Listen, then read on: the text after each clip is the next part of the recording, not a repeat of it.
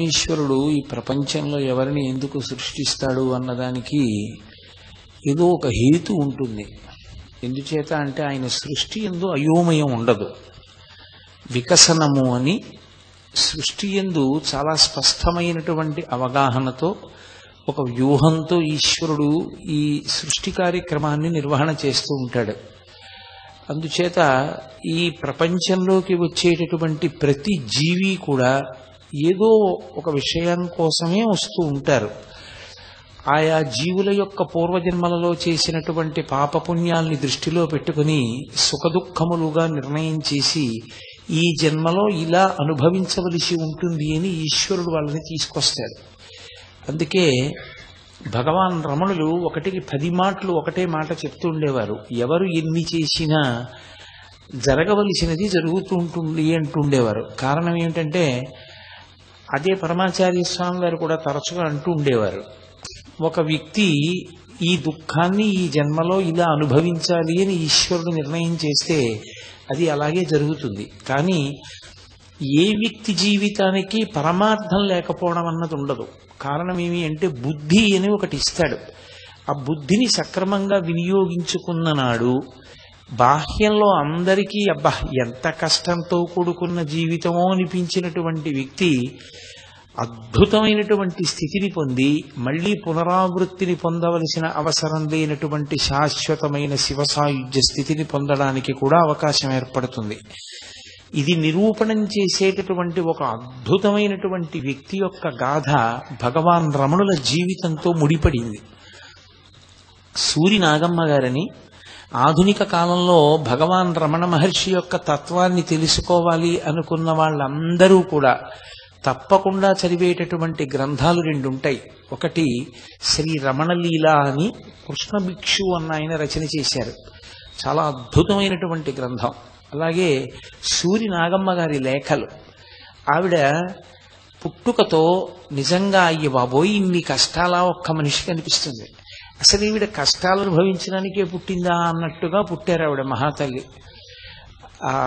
మనకి కృష్ణా జిల్లాలో విజయవాడ దగ్గర మంగళగిరికి 30 కిలోమీటర్ల దూరంలో 30 మైళ్ళ దూరంలో ఒక గ్రామం. ఆ గ్రామం ఆ కొలను రాయి అని ఆ గ్రామానికి పక్కనే కలువ కొలను. ఆ కలువ కొలను అనబడేటటువంటి గ్రామంలో భోగీశ్వరుడు అన్న పేరుతో పరమేశ్వరుడు ఆరాధింపబడుతుండేవాడి శివాలయం. ఆ గ్రామంలో ఒక గొప్ప కుటుంబం, చాలా పెద్ద ఇల్లుట వారిది. అటువంటి ఇంటికి యజమానిగా ఉండి చక్కగా సంతానంతో సంతోషంగా ఉన్నటువంటి వ్యక్తి ఒకరున్నారు. ఆయన పేరు దోర్బల చినవేంకట శాస్త్రి గారు అని. వారికి పెద్ద కొడుకు పేరు వెంకట వ్యాఘ్ర నృసింహ శాస్త్రి. తర్వాత కుమార్తె, ఆమె పేరు కనకదుర్గ. ఆ తర్వాత మళ్ళీ ఇంకొక కొడుకు, ఆయన పేరు శేషాద్రి శాస్త్రి. ఆ తర్వాత ఇంకొక కొడుకు శోభనాద్రి శాస్త్రి. ఆ తర్వాత ఒక కూతురు, ఆమెకి నాగమ్మ అని పేరుంచారు. ఇంతమంది అన్నదమ్ములు, ఇంతమంది అన్నలు, అక్క, వాళ్ళకి చెల్లెలుగా పుట్టారు. ఈ చినవేంకట శాస్త్రి గారి యొక్క కుమార్తెగా పుట్టినటువంటి నాగమ్మ గారి యొక్క దురదృష్టం ఏంటంటే ఆమె 4వ ఏటనే తండ్రి గారు శరీరాన్ని విడిచిపెట్టేశారు. 10వ ఏడు వచ్చేటప్పటికి తల్లిగారు శరీరాన్ని విడిచిపెట్టేశారు. ఆవిడికి 11వ ఏడు కూడా రాకముందే ఏలూరు పట్టణంలో ఉండేటటువంటి సూరి రామావధాన్ల గారు అనబడేటటువంటి ఒకరి కుమారుడితోటి ఆమెకి వివాహం చేశారు. ఆమె ఇంకా ఆయనతో కలిసి సాంసారికమైన జీవనము ప్రారంభము చెయ్యకముందే భర్త గారు శరీరం విడిచిపెట్టేశారు. ఆవిడికి మిగల్చింది ఏమిటి అంటే ఆజన్మ బ్రహ్మచర్యం. ఆవిడ ఒక గదిలో పడుకుని ఉండేవారు. ఆవిడే రాసుకున్నారు, నా ఆశ్రమ జీవితము అని పుస్తకం రాశారు. ఆ పుస్తకం చదివితే నిజంగా హృదయం ఉన్న ఏ వ్యక్తికైనా అసలు ప్రథమ భాగం చదువుతుంటే కళ్ళ నీళ్లు తిరుగుతాయి. అన్ని కష్టాలు పడ్డారు. ఆవిడ ఒక గదిలోనే ఉండిపోయారు కొన్ని నెలలు, సంవత్సరాలు. ఆ గదిలోకి కనీసం సూర్యచంద్రుల యొక్క కిరణములు కూడా సోకేవి కావు. ఒక చింకి చాప మీద పడుకుని ఉండేవారు. ఆవిడకున్న పెద్ద ఆస్తి ఏమిటి అంటే ఏడుస్తుండడం. నిద్ర తెలివొస్తే ఏడవడం, ఏడిచి ఏడిచి అలసిపోతే నిద్రపోవడం. ఈ రెండిటికి మధ్యలో శరీరం అని ఒకటి ఉన్నది కాబట్టి రుచితో సంబంధం లేకుండా అన్నం తినడం అంతే. చిన్న పిల్ల ఎప్పటికి తెల్లవారు ఆమె జీవితం అలా ఏడుస్తుండేవారు. అక్కడ వరకు మీరు పరిశీలనం చేస్తే అసలు ఇలాగ ఎందుకు పుట్టిస్తాడరా పరమేశ్వరుడు అనిపిస్తుంది. కానీ ఒక్కొక్క ఆధారం లేకుండా పరమేశ్వరుడు చెయ్యడం వెనక కూడా ఏదో ఒక గొప్ప సంకల్పం ఉంటుంది. భాగవతంలో శ్రీ మహావిష్ణువు వామనమూర్తితో మాట్లాడుతూ అంటారు, ఎవ్వని కరుణింప నిశ్చయించితి నేను వాని అఖిల విత్తంబెల్లనపహరింతు సంసార గురుమద స్తబ్దుడై ఎవ్వడు తెగడి లోకమునందు ధిక్కరించు వాడెల్లకాలంబు అఖిల యోనుల యందు పుట్టుచు చిట్టుట్టతిదకు విత్త వయోరూప విద్యాబలైశ్వర్య కర్మ గర్వముడిగి ఏకవిధమున విమలుడయ్యవ్వడుండు వాడు నా కొరకు రక్షింపవలయువాడు అంటారు. పుట్టి చనిపోయి చిట్ట చివరికి అసలు పుట్టుకతోనే అన్ని అనుబంధాలు తెగిపోతూ పుట్టేటటువంటి వాళ్ళని బాహ్యంలో చూసినప్పుడు వాళ్ళు దురదృష్టవంతులు అనిపిస్తుంది. ఈశ్వరుడు అన్నాడు, కాదు, నా అనుగ్రహాన్ని ప్రసరింప చేయడానికి నేను అలా చేయడం మొదలు పెడతాను అన్నాడు. ఎవ్వని కరుణింప నిశ్చయించితి వాని అఖిల విత్తంబునేన్ అపహరింతు వాడి ఐశ్వర్యాన్ని వాడికి నా అన్న వాళ్ళు లేకుండా చేయడం కూడా నేను ఇచ్చేటటువంటి మహద్భాగ్యమే అని గుర్తించెదరుగాక. ఎందుకంటే వాడు తరించడానికి ఏవి అడ్డొస్తాయో ఏవి వాడు ప్రయత్నపూర్వకంగా లోపల పరిశీలనం చేసుకుని పోగొట్టుకోవలసి ఉంటుందో వాటిని నేనే తీసేస్తాను. కాబట్టి సంసార గురుమద స్తబ్దుడై ఎవ్వడు తెగడి లోకమునన్ను ధిక్కరించు వాడెల్లకాలంబు అఖిలయోనుల యందు పుట్టుచు పిదప వాడలా పుట్టి చచ్చి సంసార చక్రంలో తిరిగి తుట్టతుదన విత్త వయోరూప విద్యా బలైశ్వర్య కర్మ జన్మ గర్వముడిగి ఏకవిధమున విమలుడై ఎవ్వడుండు వాడు నా కొరకు రక్షింపవలయువాడు అంటాడు. ఇక నాకిదుంది అని చెప్పుకుని అహంకరించడానికి ఏమీ లేనంత దీనమైన స్థితిలో ఉంచి మనసుని మాత్రం నా పాదపద్మముల యందు ఉండేటట్టుగా చేస్తానటువంటి వాళ్ళకి ఇంకా వాళ్ళ మనసు పెట్టడానికి వేరే స్థానం ఏముండదు. కాబట్టి అయితే ఒకటి, అలా ఉన్న వాళ్ళందరూ ఈశ్వరుని యందు మనసు పెడతారా అంటే దాని మీద తీర్పేం లేదు. ఏ బంధాన్ని ఈశ్వరుడు కల్పించకపోయినా అనేక బంధాలని తరువాత కల్పించుకునే వాళ్ళు ఉండొచ్చు. ఈశ్వరుడు ఏ బంధాన్ని ఇవ్వకపోయిన కారణం చేత పరమేశ్వరుని యందే మనసు పెట్టగలిగినటువంటి లక్షణం ఏర్పడడానికి పుట్టుకతో భక్తి వాసన కూడా ఉండాలి. పుట్టుకతో భక్తి వాసన పరమేశ్వర కృపచేత వచ్చేదే తప్ప తనంత తానుగా అలా ఏదో వచ్చేటటువంటిది కాదు. అది గత జన్మలలో ఉండేటటువంటి సాధనా బలం చేత సంస్కార బలం చేత పుట్టుకతో అంత గొప్ప భక్తి ఏర్పడుతుంది. లేకపోతే భాగవతంలో భగవానుడు ఏం చెప్పాడో దానికి చాలా దగ్గరగా ఉంటుంది. సూర్యనాగమ్మ గారి జీవితం 2 వంశాలను ఉద్ధరించింది మహాతల్లి. 11 సంవత్సరాల లోపు వైధవ్యం కూడా వచ్చేసి ఓ చింకి చాప మీద పడుకునేటటువంటి పిల్ల, గట్టిగా పాఠశాలకి వెళ్లి చదువుకోవడం కూడా సరిగ్గా చదువుకోనటువంటి పిల్ల, తనకి కొద్దిగా కూడపలుక్కుని చదువుకోవడం వచ్చినటువంటి పిల్ల పోతన గారి భాగవతం మీద అనురక్తి పెంచుకుని ఆమె బ్రతకడానికి ఏకైక కారణం ఆ పోతన గారి భాగవతాన్ని ఆలంబనం చేసుకుని ఆ భాగవతం చదువుకోవడమే.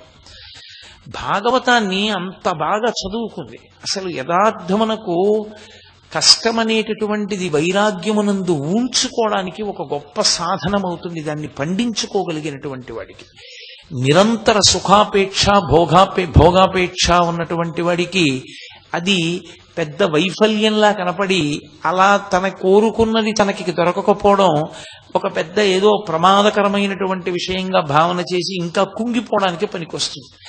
మనస్తత్వాన్ని బట్టి ఎదుగుదల అన్నది ఉంటుంది. మృత్పిండం నేల మీద పడిపోతే నేల కంటుకుంటుంది, బంతి నేల మీద పడితే పైకి లేస్తుంది. ఆ పైకి లేవగలిగినటువంటి శక్తి భగవంతుని యొక్క భక్తి చేత ఏర్పడుతుంది. ఆమె ఊంచుకోవడానికి కారణం పోతన గారి భాగవతం అయింది. ఎవరూ తెచ్చి ఇవ్వలేదు, ఎవరూ తెచ్చి చదువుకోమనలేదు. ఆమె తనంత తానుగా భాగవత గ్రంథాన్ని పరిశీలనం చేస్తూ ఉండేది. భక్తికి సంబంధించినటువంటి పాటలు కానీ ఎక్కడైనా ఏదైనా భగవంతుని గురించి పద్యం చదువుతున్నారు, కీర్తన చదువుతున్నారు, ఎవరో ఏదో మాట్లాడుతున్నారంటే అత్యంత అనురక్తితో ఉండేది.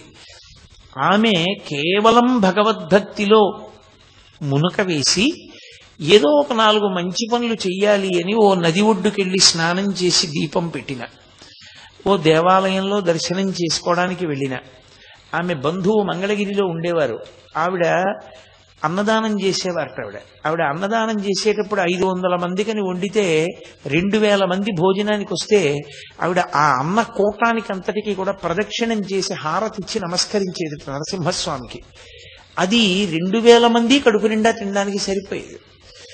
అలా అటువంటి భక్తురాళ్లతో ఆవిడ కలిసి ఉండేటటువంటి ప్రయత్నం చేసిన, సమాజంలో అవతల వారి కష్టాన్ని అర్థం చేసుకుని వారు ఎక్కడ మనసుంచుకుని మనశ్శాంతిని పొందుతున్నారో ఆ స్థానము గర్హనీయమైనది కాదు, అది చాలా గొప్ప విషయమని తెలుసుకుని ప్రోత్సహించగలిగినటువంటి మనస్తత్వం ఉన్న వ్యక్తులు తక్కువగా ఉంటారు. అందుకని నువ్వు పూర్వసువాసినివి, భర్త లేడు కాబట్టి నువ్వు కేశములతో ఉండడానికి వీల్లేదు, నువ్వు ఆ శిరోజములను తీసేస్తే ఆ తర్వాతే నువ్వు 10 మందిలోకి రావాలని చెప్పి ఆవిడ్ని అందరూ ఎగతాళి చేసేవారు. పైగా చిన్న పిల్ల పాపం, ఆవిడికి ఏ పరిపక్వత ఉంది, అందుకని ఆవిడ వెళ్ళేది కాదు. ఆవిడ ఒక రోజున ఆ ఒక్క గదే ఆమెకు ఆధారం అంతే. ఆ గదిలో కూర్చుని ఒక చింకి చాప మీద కూర్చుని భాగవతం చదువుకుంటోంది ఆవిడ. ఆ భాగవతం చదువుకుంటున్నప్పుడు భాగవతంలో ఆ కపిల మహర్షి కర్దమ ప్రజాపతి దేవహూతి, ఆ దేవహూతికి గర్భస్థ పిండం అనుభవించేటటువంటి నరకము, జనన మరణ చక్రమనందుండేటటువంటి దుఃఖం గురించి బోధ చేసినటువంటి తీరు చదువుకుంది ఆవిడ. చదివి ఆవిడ మనసుని హత్తుకుంది. తల్లికి దేవహూతికి కపిలుడు అంత గొప్పగా వేదాంతాన్ని చెప్పాడు. అసలు నా జన్మ నిష్ప్రయోజనంగా ముగిసిపోకుండా, ఎందుకు పుట్టానో ఎందుకు పెరుగుతున్నానో తెలియకుండా ఈ గదిలో పడుకోవడం, అన్నం తినడం, ఏడుస్తుండడం, భాగవతం చదువుకోవడం, ఇంతేనా? నా జీవితానికి ఒక దిశానిర్దేశకత్వం చేసి నాకు ఏర్పడినటువంటి లోపాన్ని దృష్టిలో పెట్టుకోకుండా నా ఆర్తిని గమనించి నన్ను భగవత్ పదం వైపుకి ప్రేమతో నడిపించగలిగినటువంటి ఒక సద్గురువు దేవహూతికి కపిలుడు లభించినట్లు నాకు లభిస్తాడా అని ఆవిడ ఆర్తి పొందింది. ఆర్తి పొంది ఏడుస్తూ భగవంతుణ్ణి ప్రార్థన చేసి నాకటువంటి గురువు లభించేటట్టు చూడమని ఆవిడ ఆ బాధతోటి ఏడిచి ఏడిచి కళ్ళు నిప్పెట్టి పడుకుని చాప మీద నిద్రపోయింది. ఆవిడ నిద్రపోయినప్పుడు నిద్రలో ఒక వ్యక్తి కనపడ్డారు.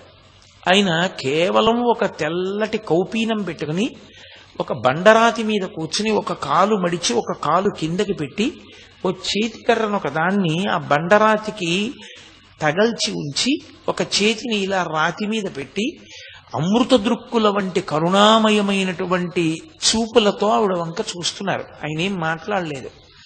ఆవిడ ఇన్నాళ్లు ఏడవడం కష్టపడ్డమే తప్ప ఆవిడ జీవితంలో ఆవిడ మనసు చల్లబడేటట్టుగా ప్రవర్తించిన రోజు లేదు. ఆయన్ని కలలో చూసినప్పుడు ఆవిడ అపారమైన ఆనందాన్ని పొందారు. ఎంత సంతోషాన్ని పొందారంటే నేను కోరుకుంటున్న సద్గురువు ఈయనే అని ఆయన తన దగ్గరికి వచ్చారనేటటువంటి భ్రాంతికి వశురాలయ్యింది. హఠాత్తుగా నిద్రలో లేచి గదంతా వెతికారు, ఎక్కడ లేరు. ఓ నాకు స్వప్నం కలిగింది అనుకున్నారు.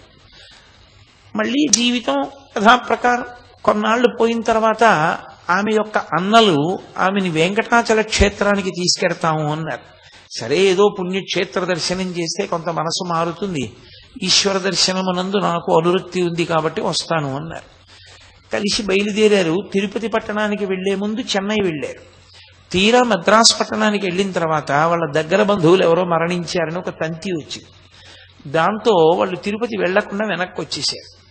ఇది కూడా ఇలా ప్రతిబంధకం వచ్చింది, వెంకటాచల క్షేత్రానికి వెడదామంటే అని ఆవిడ మరింత నిస్పృహకి లోనయ్యి ఇక ఇంట్లో ఉండడం కూడా ఇష్టం లేక, ఏముంది బంధువులందరూ కూడా ఆవిడ్ని చూసేవాళ్ళు, దురదృష్టవంతురాలు అనేవాళ్ళు, ఆవిడ కనపడింది అనేవాళ్ళు, రకరకాల మాటలు అంటుండేవాళ్ళు. ఆవిడ భరించలేక అన్నగారులను అడిగి నేను ఒక్కదాన్నే ఎక్కడైనా పుణ్యక్షేత్రానికి వెళ్ళిపోతానని అడిగారు. అన్నలు ప్రేమ కలిగిన వారే ఆవిడ రాసిన పుస్తకాన్ని బట్టి. వాళ్ళు ఒక్కదానివి వద్దమ్మా, నీకు అటువంటి క్షేత్రవాసం ఒక్కదానివి ఉండడానికి అంత అనువైన పరిస్థితులు కావని ఆఖరికి ఆవిడ పుట్టిన ఊళ్ళోనే వాళ్ళ నాన్నగారి ఇల్లు చాలా పెద్ద ఇల్లు. ఆ ఇంట్లో ఆవిడ వ్రాసుకున్న దాన్ని బట్టి అయితే పగటి పూట నేను తిరిగేదాన్ని, రాత్రిపూట పావులు తిరుగుతుండేవి. నేను వాటి జోలికి వెళ్ళను, అవి నా జోలికి రావు అని రాశారు. ఆ 2 వాక్యాలు చాలా ఆవిడ పడ్డ కష్టానికి నిదర్శనం. అంత పెద్ద ఇంట్లో ఆ తల్లి ఒక్కరే ఉండేవారు. ఉండి ఆ ఊళ్ళో ఉండేటటువంటి భోగేశ్వర స్వామి వారిని నిరంతరం దర్శనం చేస్తూ భగవత్ సంబంధమైన విషయాలు చదువుకుంటూ కాలక్షేపం చేస్తూ ఉండేవారు. అకస్మాత్తుగా వాళ్ళ చిన్నన్న గారు కేరళ రాష్ట్రంలో పనిచేస్తూ వేరొక ప్రాంతానికి అహ్మదాబాద్ బదిలీ అయిపోయి వెళ్ళిపోతూ ఒక్కసారి మనం అరుణాచల క్షేత్రానికి వెడదాం, అక్కడ భగవాన్ రమణులు ఉన్నారు, వారు ఇప్పుడు జగద్విఖ్యాతి వహించినటువంటి గొప్ప గురుస్వరూపం, వెడదాం రమ్మని ఆహ్వానిస్తే ఈవిడ కూడా బయలుదేరారు.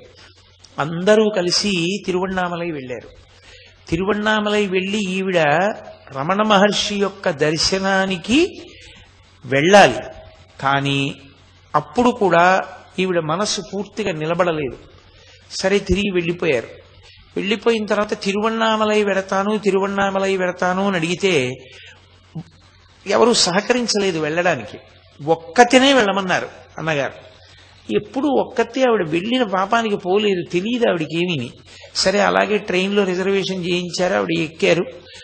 ఏదో వెడుతూ తిరుపతిలో దిగిపోయారు ఎవరో చెప్తే. దిగి శ్రీకాళహస్తి వెంకటాచలం దర్శనం చేసుకుని తిరువణ్ణామలైకి చేరుకున్నారు. ఆ రోజుల్లో బ్రేక్ జర్నీ అని ఉండేది. ఆ బ్రేక్ జర్నీ రాయించుకుని కాళహస్తి తిరుపతి కూడా దర్శనం చేశారు. చేసి ఆ తల్లి తిరువణ్ణామలై చేరుకున్నారు. ఒక్కతే సత్రవుకు వెడితే ఒక్క ఆడదానికి గది ఇవ్వమన్నారు. ఏదో ఆవిడతో కలిసి వచ్చిన వాళ్ళు నీకు గది దొరకపోతే మా ఇంటికి రమ్మన్నారు. వాళ్ళు ఇంటికి వెళ్ళారు. వాళ్ళు వచ్చావా అని సామాన్ లోపల పెట్టేశారు. ఇంకా ఆవిడ గురించి పట్టించుకోలేదు. వరండాలోనే తిరిగారు పాపం. పక్కింటి వాళ్ళు ధైర్యం చెప్పారు. నిజంగా ఎంత కష్టపడిందో అనిపిస్తుంది ఆవిడ జీవితం చదువుతుంటే. ఆవిడ ఆ వరండాలోనే పడుకుని మర్నాడు స్నానం చేసి పొద్దున్నే తిరువణ్ణామలై రమణాశ్రమంలోకి వెళ్ళారు. అసలు ఆవిడ రాత్రే వెడదాం అనుకున్నారు.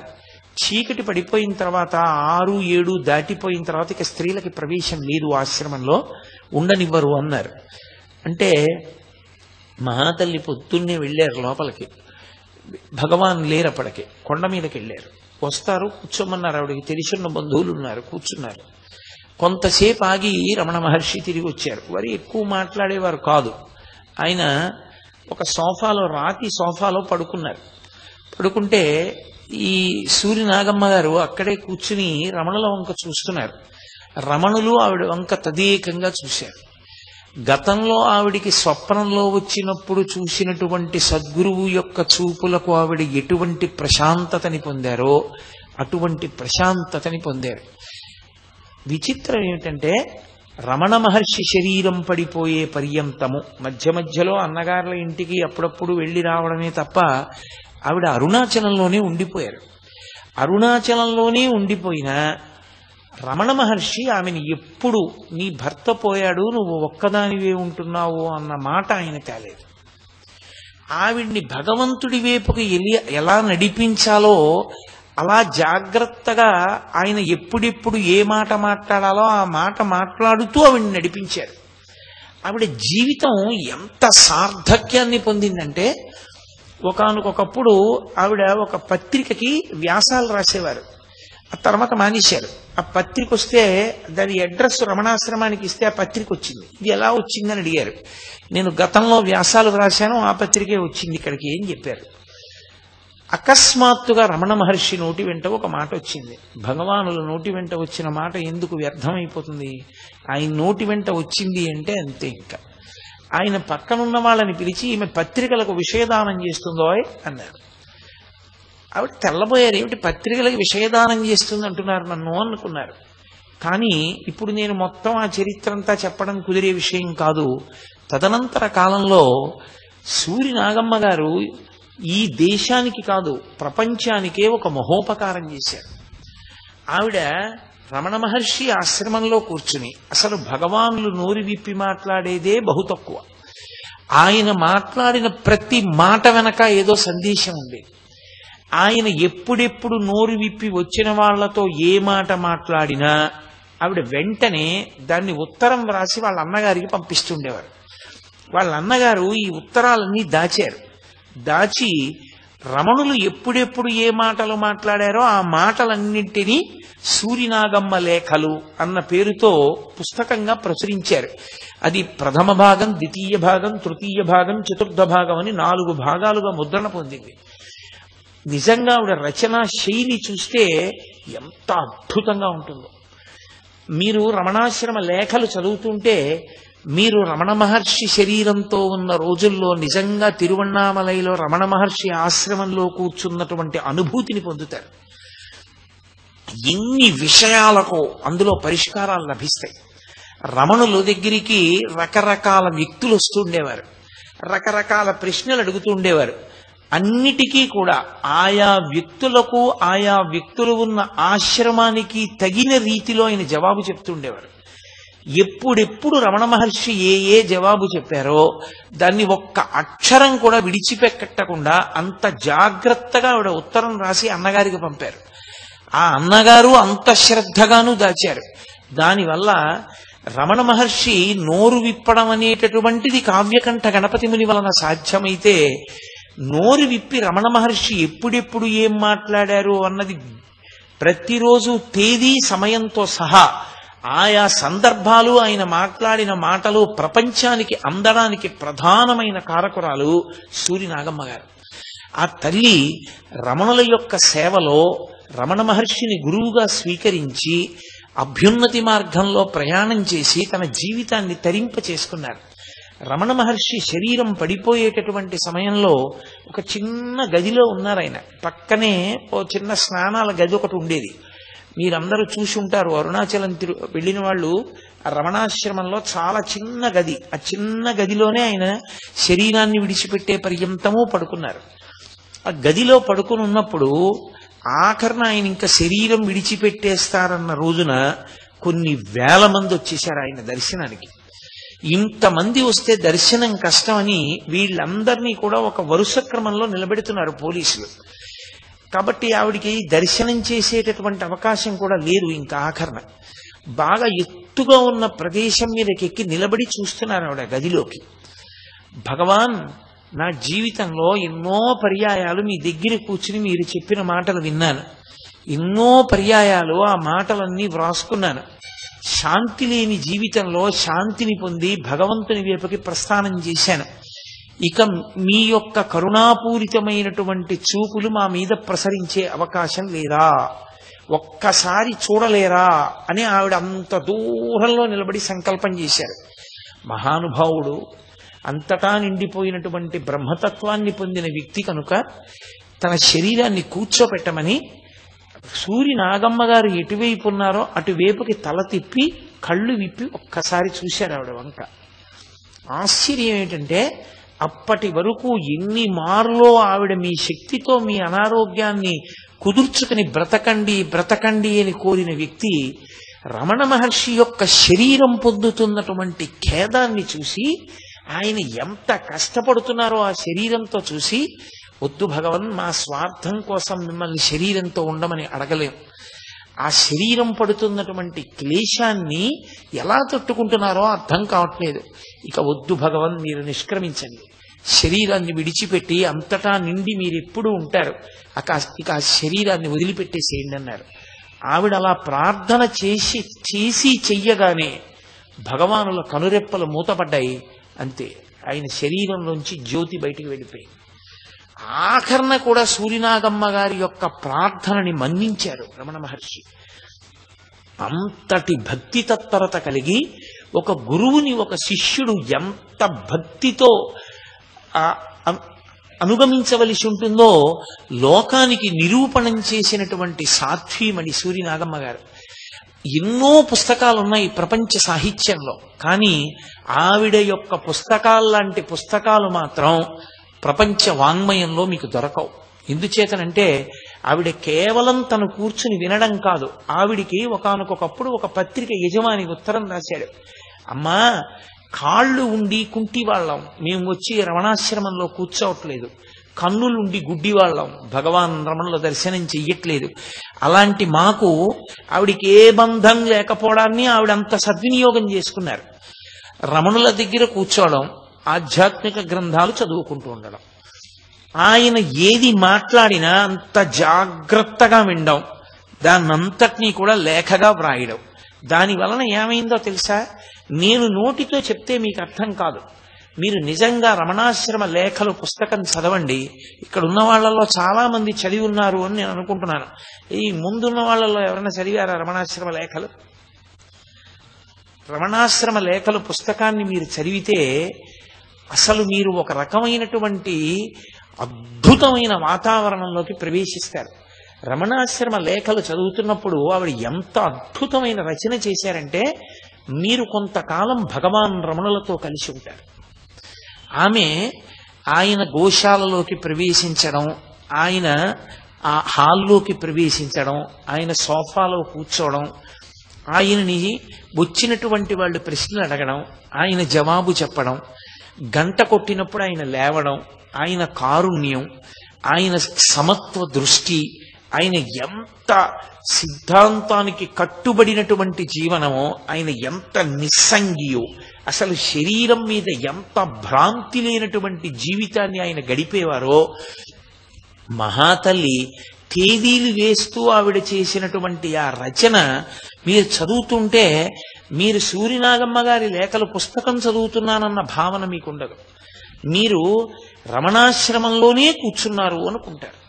మీరు రమణాశ్రమంలోనే కూర్చుని రమణులు మాట్లాడుతుంటే సూర్యనాగమ్మ గారు కాదు విన్నది, సూర్యనాగమ్మ గారిలోకి మీరు ప్రవేశిస్తారు. ప్రవేశించి మీరు రమణ మహర్షి కూర్చున్నట్టు, రమణ మహర్షి మాట్లాడుతున్నట్లే మీరు అనుభవిస్తారు. కార్తీక జ్యోతి వెలిగించినప్పుడు ఆ కొండ మీద ఎలా ఉంటుంది అనేటటువంటి సందర్భాన్ని, అప్పుడు రమణులు ఎలా వచ్చేవారు, ఎలా కూర్చుంటారు, ఆయన ఎలా ప్రసాదం స్వీకరిస్తారు, ఈ విషయాలు ఆవిడ చేసేటటువంటి వర్ణన అద్భుతంగా ఉంటుంది. ఆ పుస్తకానికి ఉన్న గొప్పతనం ఏంటంటే, మీరు 5 నిమిషాలే సమయం ఉందనుకోండి ఒక రోజున పుస్తక పఠనానికి వెచ్చించడానికి, ఒక్క లేఖ చదువుకోవచ్చు. ఒక లేఖ చదవడానికి 5 నిమిషాల కన్నా ఎక్కువ సమయం పట్టదు.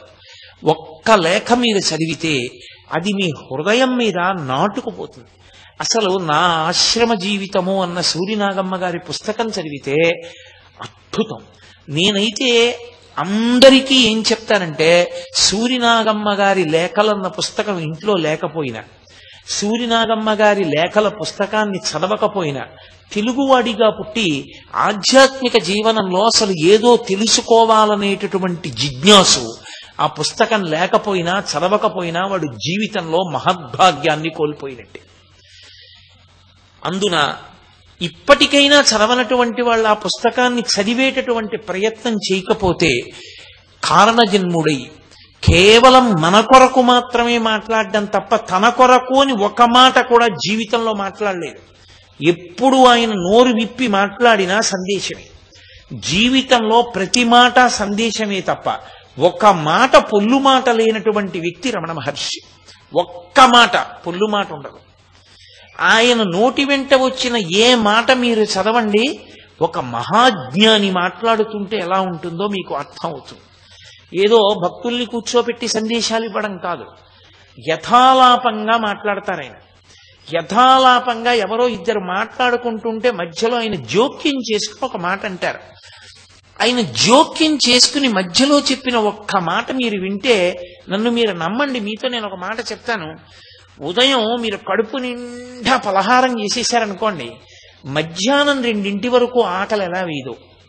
ఇంత పటికి బెల్లం పర్ర పర్ర నవిలేశారనుకోండి, మంచినీళ్లు తాగేసిన నోటిని ఇంకా తీపితనం ఎలా పట్టుకుంటుందో. సూర్యనాగమ్మ గారి లేఖల్లో ప్రతిరోజు ఒక లేఖ చదవడం మీరు అలవాటు చేసుకున్నారనుకోండి, ఆ రోజంతా మీకేదో అవ్యాజమైనటువంటి ప్రశాంతత ఉంటుంది. నేను ఈ సందర్భంలో మీతో ఒక మాట చెప్తాను. సూర్యనాగమ్మ గారి లేఖల పుస్తకాన్ని నేను చదివేటప్పుడు ఆ పుస్తకం అయిపోతుందేమోనని మిగిలిన పేజీల వంక చూసి నేను బెంగ పెట్టుకున్న రోజులు ఎన్నున్నాయో.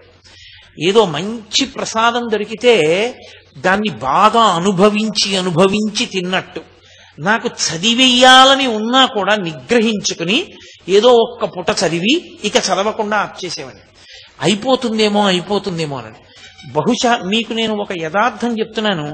నా జీవితంలో నాకు అత్యంత ప్రీతిపాత్రమైనటువంటి మాటలు చంద్రశేఖరేంద్ర సరస్వతి మహాస్వామి వారివి. కంచికామకోటి పీఠాధిపత్యం వహించిన పరమాచార్య స్వామి వారి మాటలు నాకు శిరోధార్యములు.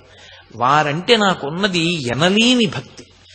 నేను శ్రీరామాయణం ఎలా చదువుతానో, ఆ పరమాచార్య స్వామి వారి గురించి ఎలా చదువుతానో అలా బహుశా నా జీవితంలో ఆవిడ లేఖల్లో ఎన్నో లేఖలు నేను కొన్ని సంవత్సరాల క్రితం చదివిన, నిద్రలో కూడా నన్ను నిద్రలో అర్ధరాత్రి లేపి ఫలానా లేఖలో ఆవిడ తర్వాత వాక్యం ఏమిటి అంటే చెప్పగలిగినంతగా నా మనసు మీద ముద్ర వేసేసుకున్నాయంటే అది ఎంత గొప్ప పుస్తకమో మీరు ఆలోచించండి. అసలు ఒక గురువు యొక్క వైభవం ఏమిటో మీరు తెలుసుకోవాలన్నా నాబోటిగాడు మాట్లాడడం కాదు, రమణ మహర్షి మాట్లాడినప్పుడు వినాలి. రమణులకి నిజ జీవితంలో బాహ్యంలో ప్రకటనంగా గురువు లేరు. అరుణాచలేశ్వరుడే ఆయనకి గురువు. కానీ ఆయన ఒక గురువు గురించి ఉద్వేగంతో మాట్లాడితే ఎలా ఉంటుందో, అది కూడా అదేదో ఉపన్యాసం కాదు, నాలా ఒక వేదిక మీద కూర్చుని మాట్లాడడం కాదు, ఒక హఠాత్ సంఘటనని ఆవిడ వర్ణిస్తారు ఒక లేఖలో. మీరు చదువుతున్నప్పుడు యథార్థంగా ఎలా ఉంటుందంటే, మీరు చదువుతూ ఉండగా ఏమండి అని ఎంత ముఖ్యమైన వ్యక్తి అవనివ్వండి, ఫోను అని భార్య పట్టుకొచ్చినా సరే విసిరవతల పారైబుద్ధిస్తున్న ఫోన్, అంత అందంగా వర్ణిస్తుంది ఆవిడ. నేను మీకు ఒక ఉదాహరణ చెప్పవలసి వస్తే, ఆవిడ రమణులు ఇలా అన్నారు అని వ్రాయడం కాదు, ఆవిడ ఒక విషయాన్ని వర్ణించారు ఒక లేఖలో. కావాలంటే మీరు ఇంటికి వెళ్ళిన తర్వాత చూడండి. నాకు ఆ లేఖ పేరు గుర్తులేదు, శీర్షికలు, కానీ లేఖల సారాంశం గుర్తుంది. ఒకచో రమణ మహర్షి దగ్గరికి 2 రోజుల క్రితం ఒక వ్యక్తి వచ్చాడు. అతను దూరంగా కూర్చునేవాడు. మెల్లిమెల్లిగా కొద్ది కొద్దిగా జరగడం మొదలుపెట్టాడు దగ్గరికి. ఆఖరికి ఓ రోజు ఆయన సోఫాకి బాగా దగ్గరగా జరిగి చిత్తశుద్ధి పొందడానికి ఎవరి అవసరం ఉంటుంది అని అడిగాడు. చిత్తశుద్ధి పొందాలంటే గురువు యొక్క మాట వినవలసి ఉంటుంది. ఆ గురువు గారి మాటల్ని జీవితంలో ఆలంబనంగా చేసుకుని చిత్తశుద్ధిని పొందవలసి ఉంటుంది అని చెప్పారు. ఆయన ఈ మాట చెప్తే ఆ వచ్చిన వ్యక్తి ఆ కాలంలో ఉన్నటువంటి గురువులు ఒక 4-5 పేర్లు చెప్పి, ఈయనకి ఈ దోషం ఉంది, ఈయనకి ఈ దోషం ఉంది, గురువు ఎలా అవుతాడు, ఆయనకి ఆ దోషం ఉంది, గురువు ఎలా అవుతాడు అని మాట్లాడుతున్నారు. రమణులు వింటున్నారు. ఇంతలో ఆశ్రమవాసులు వచ్చి, వాళ్ళకి తెలుసు రమణ మహర్షిని నిందించినా ఒప్పుకుంటారు, కానీ ఆయన పరనింద చేస్తే అంగీకరించారు.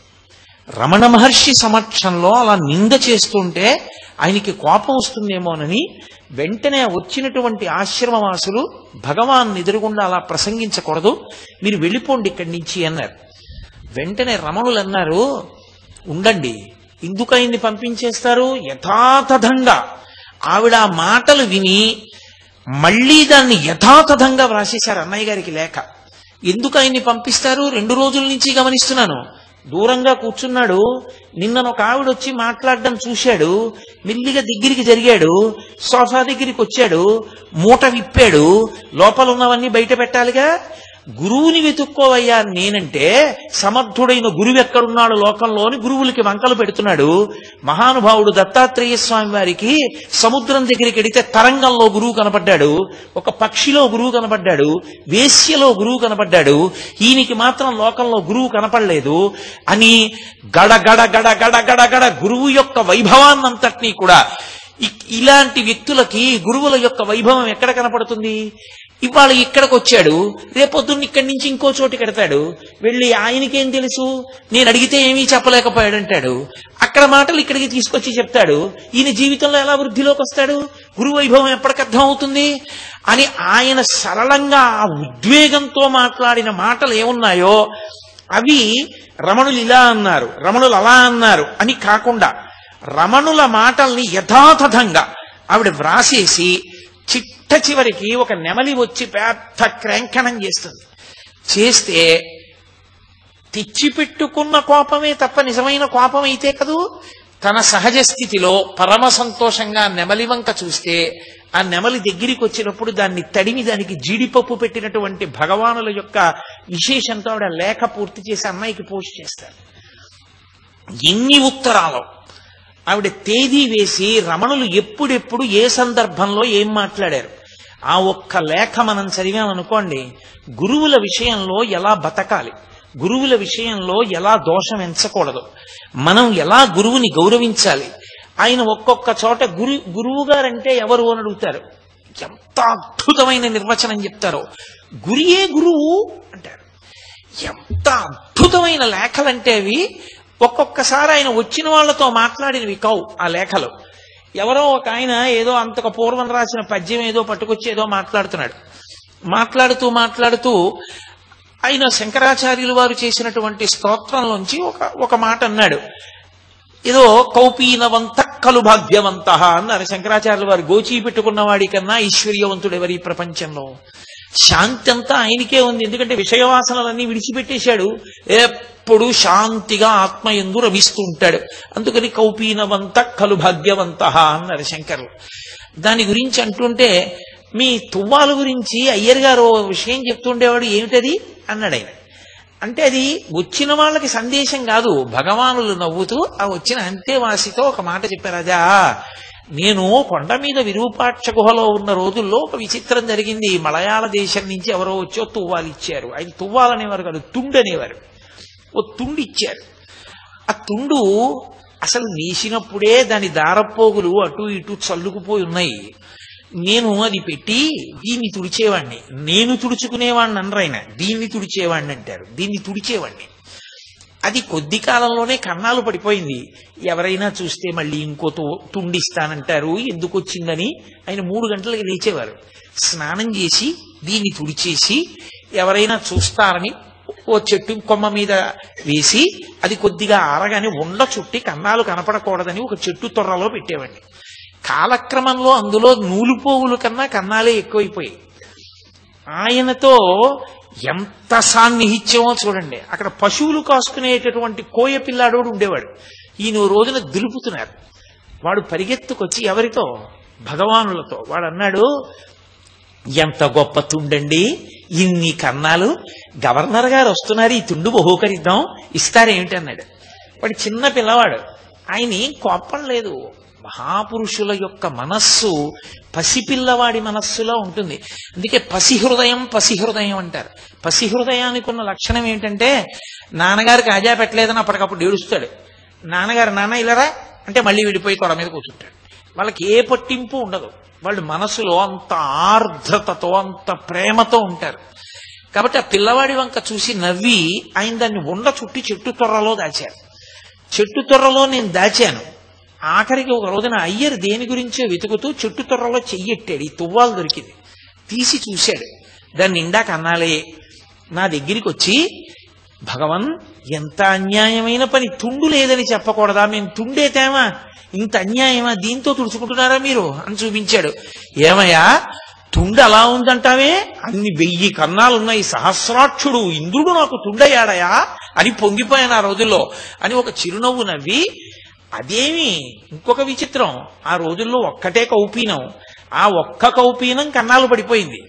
ఆ ఒక్కటి కన్నాలు పడిపోతే కన్నాలు పడిపోయిన కౌపీనం పెట్టుకు తిరుగుతున్నారంటారేమో, ఎవరన్నా మళ్ళీ కౌపీనాలు అవి తెస్తారు, ఇందుకు వాళ్ళని ఇబ్బంది పెట్టడం అని గిరి ప్రదక్షిణం చేస్తూ ఒక ముళ్ల పొదలోకి వెళ్ళి ఒక రక్కసి ముళ్ళు ఒకటి విరిచి ఇంకొక రక్కసి ముళ్ళుతో దానికి కన్నం పెట్టి ఆ గోచి ఊడతీసి అందులోంచి దారాలు తీసి ఆ రక్కసి ముళ్ళుకి ఎక్కించి అందులోని దారంతో ఆ గోచీకున్న కన్నాలు కుట్టుకుని అక్కడక్కడ కొంచెం పొట్లం విచ్చినట్టు విచ్చితే అది ఎవ్వరికీ కనపడకుండా సర్దుకుని గోచీ పెట్టుకుని సంతోషంగా గిరి ప్రదక్షిణం చేస్తుండే కార్యక్రమం జరుగుతుండేది. అంత సంతోషమైన రోజులు అనేవారు. అన్నిటికన్నా విచిత్రం ఏంటంటే, ఆయనకి అందరూ తీసుకొచ్చి పెట్టేవారు చుట్టూ పదార్థాలు. ఇది చాలా ఐశ్వర్యవంతులు తీసుకొచ్చారు అని చెప్పి ఆయన అది తినేవారు కాదు. సంకటి దగ్గర నుండి అందరూ తెచ్చిన వాటిలోంచి కొద్ది కొద్దిగా తీసుకుని నోట్లో వేసుకుంటూ ఉండేవారు. మహాపురుషుడు నిజంగా ఒక జ్ఞాని ఎలా బ్రతుకుతారో, ఒక జ్ఞాని జీవితం ఎలా ఉంటుందో, ఆయన మాట్లాడితే ఎలా ఉంటుందో, ఆయన కదిలితే ఎలా ఉంటుందో, ఆయనకి శరీర స్పర్శ ఎంత లేకుండా ఉంటుందో, ఆవిడ వ్రాసిన లేఖలు చదివితే తెల్లబోతారు మీరు. అసలు ప్రపంచానికి తెలియని రహస్యం ఒక్క సూరినాగమ్మ గారి లేఖల వలన బయటికి వచ్చింది. అందరూ రమణులకు సర్కోమా వచ్చింది అనుకున్నారు.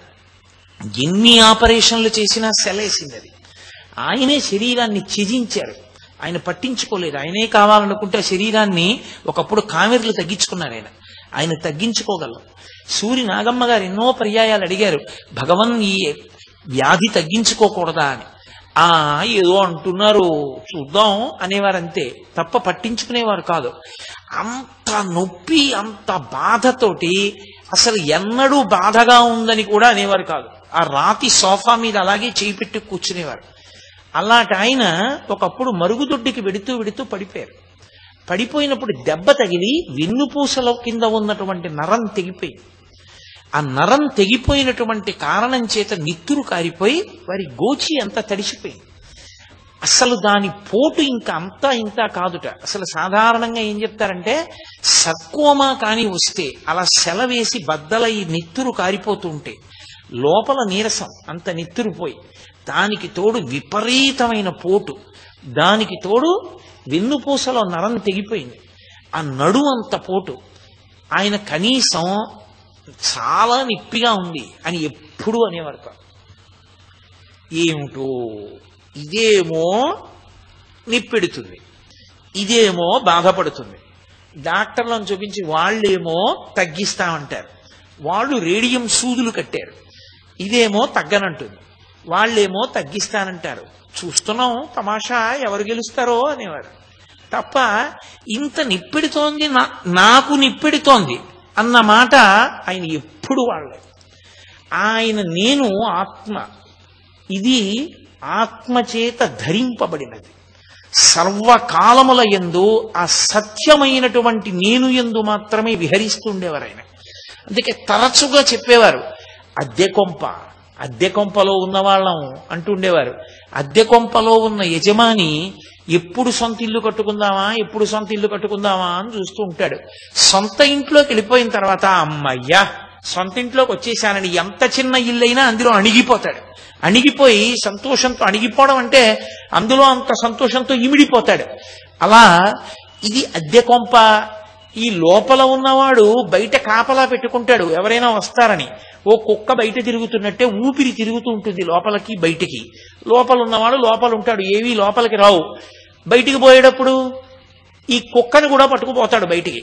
పోయిన తర్వాత లోపల ఉన్నవాడు పోయాడు లేరా అని కొంప ఖాళీగానే ఉందని ఇందులోకి చీమలు పురుగులు కూడా దూరుతాయి కదా. మరి దూరకుండా ఎలా ఉంటాయి?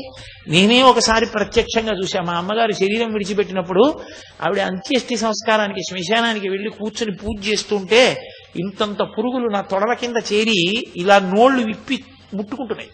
నేను హడిలిపోయి ఇదేమిట్రా ఇన్ని చెద పురుగుల్లో పట్టేశాయని ఆ పూజ చేయిస్తున్న ఆయన వంక చూస్తే ఆయన అన్నాడు, భయపడకండి, వాటికి తెలుసు ముట్టుకుంటాయి, అవి ముట్టుకుని చెప్పేస్తాయి బతికున్నాడో లేదో. ప్రాణం పోయినవాడైతే అరగంట అయ్యేటప్పటికి శరీరం ఉండదు, ముక్కల కింద కొరికేస్తాయి. అవి అన్నీ వచ్చి ముట్టుకుంటాయి, ఎందుకంటే ఇక్కడికి వచ్చేవన్నీ శరీరాలే కదా. చూసి ప్రాణం ఉంటే అవి వెళ్ళిపోతాయి, కాసేపటికి వెళ్ళిపోతాయి మీ దగ్గర నుంచి. ప్రేతాన్ని మాత్రం తింటాయి, ఏం భయపడకండి అన్నాడు. నేను అలాగే కూర్చున్నాను. వచ్చి కొద్దిగా ఇలా ముట్టుకుని ఒక్కటి కూడా కొరికేది కాదు. ఓ వీడికి ఇంకా ప్రాణం ఉందనుకునేవి, వెళ్ళిపోయేవి. రమణులు మహానుభావుడు ఆయన చెప్పింది యథార్థం అనడానికి నేను సరిపోను, ఆయన నోటి వెంట వచ్చిందే సత్యం. కాబట్టి ఆ కుక్క తిరుగుతున్నంతసేపు లోపలికి రావు. ఆ కుక్కని పట్టుకుని యజమాని వెళ్ళిపోతే అప్పుడు అన్నీ ఇందులోకి ప్రవేశిస్తాయి. సొంత ఇంటికి చేరిపోతే దీపం ఉండగా ఇల్లు చక్క పెట్టుకుని సొంత ఇంటికి వెళ్ళిపోయాడే వాడు శాశ్వతమైన ఆనందాన్ని అనుభవిస్తాడు. సొంత ఇంటికి వెళ్ళిపోవడం అంటే ఆత్మలోకి ప్రవేశించేసినటువంటి వాడు ఇక ఈ సంబంధంతో ఉండడు, విషయవాసనల వెంట తిరగడు. కాబట్టి నిరతిశయమైన శాంతితో ఆనందంతో ఉంటాడనేవారు. చిన్న చిన్న సందర్భాలను అడ్డుపెట్టి ఎంత అద్భుతంగా మాట్లాడేవారు. ఆయన భోజనం చేసి హాల్లోకి వస్తున్నారు ఒకసారి. పాత శిష్యులు కొంతమంది, కొత్తగా చేరినటువంటి వాళ్ళు కొంతమంది. రమణ మహర్షి దగ్గర మాకు చనువు అంటే మాకు చనువు అని దెబ్బలాడుకున్నారు.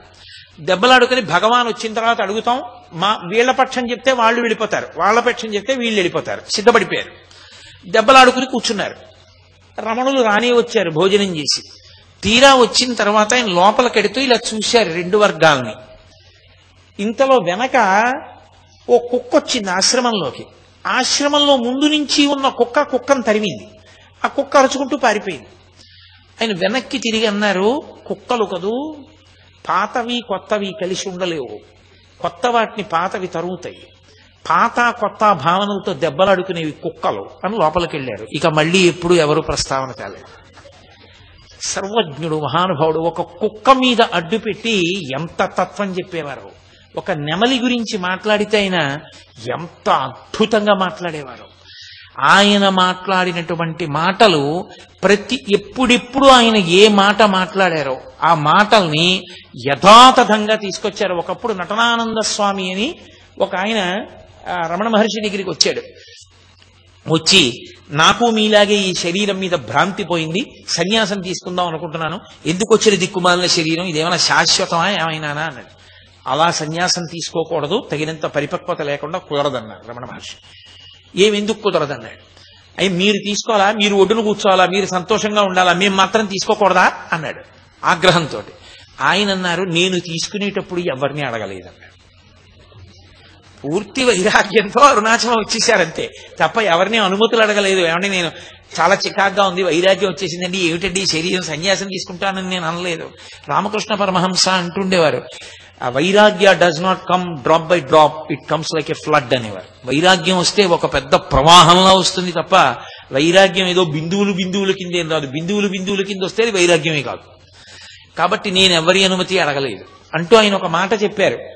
అసలు ఈ శరీరము అసత్యము అన్న సత్యం బాగా లోపల ఇమర్చుకోవాలి, జీర్ణం అవ్వాలి. జీర్ణం అవ్వకుండా ఏదో ఈ శరీరం పనికి మాలిందని వదిలిపెట్టకూడదు, అది తప్పది. ఈ శరీరం యొక్క స్థితి ఏమిటో బాగా అర్థం అవ్వాలి అని ఆయన ఒక ఉపమానం చెప్పారు. భోజనం చేయడానికి విస్తరి తీసుకొచ్చి వేస్తారు. ఆ విస్తరి తీసుకుని వచ్చి వేసే ముందు విస్తరి యొక్క చిట్ట చివరి ప్రయోజనం ఏమిటి?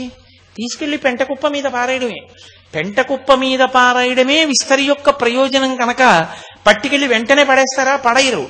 బాదమాకులన్నీ కోసి తెస్తారు, వాటినన్నిటినీ కడుగుతారు, శుభ్రంగా తుడుస్తారు, చీపురు పుల్ల తీసుకొచ్చి సన్నగా చీలుస్తారు, అందంగా తినేటప్పుడు ఊడి ముద్దలో కలవకుండా కుడతారు, కుట్టి విస్తరి తీసుకొచ్చి వేస్తారు, నేతి చుక్క వేస్తారు, వడ్డన చేస్తారు, కూర్చున్నవాడు పరిశీచనం చేస్తాడు, మౌనంగా భోజనం అంతా చేస్తాడు, ఉత్తరాపోసనం పడతాడు, పట్టి లేచిపోతాడు. అప్పుడు విస్తరిని మడతపెట్టి పెంటకుప్ప మీద పారేస్తారు. అంతేగాని పెంటకుప్ప మీద పారేయడమే ప్రయోజనం అని చెప్పి విస్తరి కుట్టి వెంటనే పారేస్తావా? పారయ్యవు. ఈ శరీరమునందు ఉండాలి, ఇది ఋతుమంతము, దీని ఎందుండి సాధన చెయ్యాలి. నువ్వు బాగా భగవంతుడు చెప్పినటువంటి విహిత కర్మలు చేస్తూ, నిషిద్ధ కర్మల్ని భంజిస్తూ, గురువాక్య శ్రవణం చేస్తూ, వైరాగ్యాన్ని బాగా పెంపొందించుకుని ఇది సత్యము కాదు, ఇది ఋతుమంతము, లోపల ఉన్నది సత్యమన్న ఎరుకలోకి నువ్వు రావాలి. ఆ ఎరుకలోకి వచ్చిన తరువాత ఆయనే ఒకానొక లేఖలో అంటారు, కూలికొచ్చిన వాడు ఎత్తుకున్న రాయిలా ఉంటుంది శరీరం అన్నారు. కూలికి రాయి ఎట్టుకొస్తాడు ఒకడు. మన ఇంట్లో పెద్ద బండ కావాలి దేనికో, ఎక్కడో వేయడానికి, ఎక్కడో ఉంటుందో బండ. ఆ బండ ఒరే మా ఇంటికి పట్టుకొస్తావా అంటే ఓ 10 రూపాయలు ఇవ్వండి అంటాడు. సరే ఇస్తాను, ఈ బండ నెత్తి మీద ఎట్టుకో అంటే బండ నెత్తి మీద ఎట్టుకుంటాడు. నెత్తి మీద పెట్టుకున్నవాడు వస్తూ ఉంటాడు, ముందు యజమాని నడుస్తుంటాడు, ఇదేనా అండి ఇల్లు, ఇదేనా అండి ఇల్లు అంటుంటాడు. ఎందుకని? బడికి ఎప్పుడెప్పుడు ఆ ఇల్లు వచ్చేస్తుందో అప్పుడప్పుడు ఆ బండ పారేద్దామని ఉంటుంది తప్ప వాడు తొందరగా బండ ఎక్కడ పడితే అక్కడ పడేయకూడదు. ఆ ఇల్లు వచ్చాక ఇంట్లో పారేయాలి. పారేశాక అమ్మయ్యా అని తలపాగా తీసి దులుపుకుని 10 రూపాయలు చూపోతాడు. జ్ఞానికి శరీరము నెత్తికెత్తుకున్న బండలాంటిది. కూలికొచ్చినట్టు ప్రారబ్ధ కర్మ అయిపోయే వరకు ఈ శరీరంలో ఉంటాడు. ఉండి సుఖదుఖములకు సాక్షి అన్నారు ఆయన. అందుకే రమణ మహర్షికి సర్కోమా వ్యాధి వస్తే రమణ మహర్షికి బాధ ఉన్నదా లేదా అని అడిగారు అనుకోండి, శరీరం అన్న తర్వాత శరీరం మీద మరుగునీళ్లు పోస్తే కాలుతుందా కాల్దా? కాలుతుంది. శరీరం అన్న తర్వాత అన్నం పెడితే కడుపు నిండుతుందా నిండదా? నిండుతుంది. శరీరం అన్నాక దాహం వేసి మంచినీళ్ళు ఇస్తే తృప్తి కలుగుతుందా కలుగదా? కలుగుతుంది. బాధ కూడా అంతే. సామాన్యుడికి జ్ఞానికి తేడా ఎక్కడొస్తుంది అంటే సుఖంతో కానీ దుఃఖంతో కానీ సామాన్యమైన సాధకుడు మమేకమవుతాడు. మమేకమై సుఖం వచ్చినప్పుడు ఇదంతా నాదే అంటాడు, దుఃఖం వచ్చినప్పుడు అయ్య బాబోయ్ ఎంత దుఃఖమో తట్టుకోలేకపోతున్నానంటాడు. జ్ఞాని సుఖమునకు దుఃఖమునకు సాక్షి. సుఖ దుఃఖములు అనుభవించడానికి పరమేశ్వరుడిచ్చినటువంటి గొప్ప తెప్ప ఈ శరీరం, ఉపకరణం. ఎందుకో తెలుసా? గత జన్మలలో చేసిన పాపమున్నది, పుణ్యమున్నది. పాపము దుఃఖాన్నివ్వాలి, పుణ్యము సుఖాన్నివ్వాలి. ఇప్పుడు సుఖాన్ని మీరు అనుభవించి అమ్మయ్య సుఖంగా ఉంది అనుకోవాలంటే మనసొక్కటి ఉంటే సరిపోతుందా? శరీరం ఉండాలి. శరీరం ఉంటే తప్ప సుఖము అనుభవములోనికి రాదు. మీరు ఈ విషయం చాలా గంభీరమైన విషయం గుర్తుపెట్టుకోవాలి. సుఖము అనుభవంలోకి రావాలి, శరీరం ఉండాలి. దుఃఖం అనుభవంలోకి రావాలి, శరీరం ఉండాలి. నేను చేసిన పాపకర్మ ఏదో ఉంది, ఆ పాపకర్మ ఉంది కాబట్టి ఈ శరీరానికి ఏదో ఒక దుఃఖం వస్తుంది. ఏదో ఈ కాలు నెప్పెడుతోంది అనుకోండి, నాకు ఆ కాలు నిప్పెట్టడం అనేటటువంటి కారణాన్ని అడ్డుపెట్టి ఈశ్వరుడు గత జన్మలలో నేను చేసినటువంటి పాపాన్ని తీసేస్తున్నాడు. కాబట్టి ఆ పాపం క్షయం అయిపోతోంది. శరీరం లేకపోతే పాపం ఎలా పోతుంది? శరీరంతో దుఃఖం అనుభవిస్తూ పాపాన్ని పోగొట్టుకుంటాడు, శరీరంతో సుఖం అనుభవిస్తూ పుణ్యాన్ని పోగొట్టుకుంటాడు. రెండు పోతాయి. కాబట్టి రెండు పోగొట్టుకోవడానికి సుఖ దుఃఖముల కొరకు శరీరం ఉండాలి. దాంతో మనం పోగొట్టుకుంటాం. జ్ఞాని ఆయనకి సుఖము దుఃఖము ఆయనకి అన్వయం అవ్వదు. ఎందుకు అవ్వదు అంటే ఒకటే కారణం, ఆయన ఈ శరీరం మనకు సాక్షి. దీన్ని వేరుగా చూస్తూ ఉంటాడు. చూడండి, మనం ఇక్కడ నిప్పెడుతోందండి అంటాం. అంటే ఇక్కడ నిప్పెడుతోందండి అంటే దీనికి నిప్పెడుతోందని తెలుసుకుంటున్నదొకటి, నిప్పి లేకుండా వేరుగా ఉందా లేదా సాక్షిగా? ఆ సాక్షిగా ఉన్న అసలు నేను ఇది నా చేత ధరింపబడింది. అందుకే దీనికి ఎంత దుఃఖం రానివ్వండి, ఎంత కష్టం కలగనివ్వండి, సాక్షి. ఇది ఎలా ఉంటుందంటే, పోతన గారు భాగవతంలో ఓ శ్లోక రచన చేస్తూ ఆయన ఒక మాట అన్నారు. ఆ ఆలుమగలుంటారే వాళ్ళిద్దరూ కూడా జీవితంలో భర్త ఇంటెన్సివ్ కేర్ యూనిట్లోనే ఉన్నాడు అనుకోండి, భార్య అక్కడే కూర్చుంటుంది, చూసి బాధపడుతుంటుంది. అయ్యో పాపం ఆయన ఇంటెన్సివ్ కేర్ యూనిట్లో ఉన్నారు, ఇంత బాధపడుతున్నారు అనుకుంటూ ఉంటుంది. కానీ మగలు తగులు కారే మగువలకును అంటారు. ఆమె ఏమైనా ఆయన బాధని పుచ్చుకోగలదా? పుచ్చుకోలేదు. ఆయన ఇంత బాధపడుతున్నారు అని తను తెలుసుకుంటుంది. అలా ఇది చాలా బాధపడుతోంది, చాలా దుఃఖపడుతోంది అని గమనిస్తూ ఉంటాడు ఆయన. అంతే, తాను ఆత్మగా సాక్షిగా ఉంటాడు తప్ప మమేకము కాడు. అందుకే సుఖమునందు మమేకం లేదు కాబట్టే బరోడా మహారాణి గారు పంపించినటువంటి బందర్ లడ్డు ఇలా పట్టుకున్నారు తిందామని. తినబోతున్నారు. ఆయన కొండ మీద ఉండగా సంకటి తెచ్చేటటువంటి ఒక అవ్వ సంకటి పట్టుకుని వచ్చి తచ్చాడుతోంది. ఇప్పుడు ఇంత మహారాణులు పంపించిన లడ్లున్నాయి, నేను పట్టుకొచ్చిన సంకటి తింటారాయన అని. ఆయన చూసి అవ్వా చాలా కాలమైంది, రా రా రా రా అన్నారు. అయ్యా మీకు సంకటి తెచ్చేదాన్నని తింటారని సంకటి తెచ్చానంది. ఆయన వెంటనే, ఆయనకి నిజానికి ఇష్టాయిష్టములు లేవు, చేత్తో పట్టుకున్న లడ్డు పక్కన పెట్టి, నాకు ఆ సంకటి చాలా ఇష్టం, ఈ లడ్డు మీరు పుచ్చుకోండి, నేను ఆ సంకటి తాగుతానని సంకటి తాగారు. దేనికి? ఆయన కొరకు కాదు, ఆ వచ్చినటువంటి అవ్వ కొరకు. ప్రతి విషయంలోనూ సాక్షిత్వమే తప్ప అసలు సంగం ఉండదు. ఆ స్థితికి చేరిపోయిన వాళ్ళకి సంచితం దగ్ధమైపోతుంది. అందుకే అందరూ ఈ శరీరాన్ని విడిచిపెట్టే ముందు లోపల విపరీతమైన బాధ పొందుతారు. అయ్యి బాబోయ్ పడిపోతోంది, శరీరం పడిపోతోంది, నేను చచ్చిపోతున్నాను. జ్ఞాని ఒక్కడే ఈ శరీరం పడిపోతుంటే అమ్మయ్యా అంతటా నిండి నిబిడీకృతమైపోయినటువంటి ఆత్మగా తప్ప ఒక చిన్న శరీరంలో ఉండవలసిన అవసరం ఇక నాకు లేదు అని ఆనంద భాష్పాలు కారుస్తూ శరీరాన్ని విడిచిపెడతాడు. అందుకే రమణులు ఆఖరణ శరీర పతనం అయ్యేటటువంటి సమయంలో ఆనంద భాష్పాలు కన్నుల వెంట కార్చి లోపల నుండి జ్యోతి పైకి లేచి అరుణాచల పర్వతంలోకి ప్రవేశించింది. ఒక జ్ఞానిగా భగవానులు ఎప్పుడెప్పుడు ఏ మాటలు మాట్లాడారో ఆ మాటలన్నీ తేదీ వేసి అది దానికి ముందు అసలు ఏం జరిగిందో, ఏ కారణం చేత ఆయన అలా మాట్లాడారో, ఎంత అద్భుతంగా మాట్లాడతారో నిజంగా. ఆయన భోజనశాలకి వెళ్ళారు.